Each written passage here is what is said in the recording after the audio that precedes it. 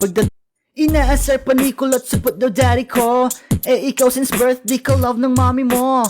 Hindi mo ko kaya bro, yan ang tandaan. Lumayo ka na sa'kin baka ikay matadyakan. Kasar ka bro.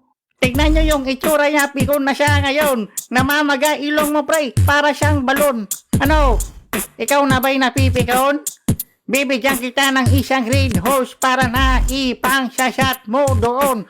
Joke lang yun, wala na akong alak na ngayon. Ha? Saan galing yun? Ano ba? Magtigil na nga kayong dalawa. Di kailangan yan kung siya'y mahal nyo talaga. Kailangan nyo lang talaga magbagong dalawa. Pagdating ng tamang oras, tadhana magpapasya. Di ka naman kasali. Doon ka nga. Yeah, feeling close? Okay, Gegi, time na.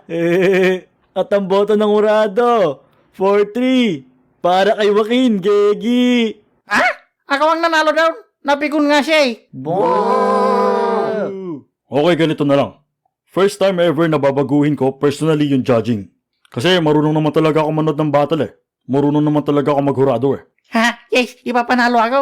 So ang boto, babaguhin ko. Ang panalo, si Dan. Ha?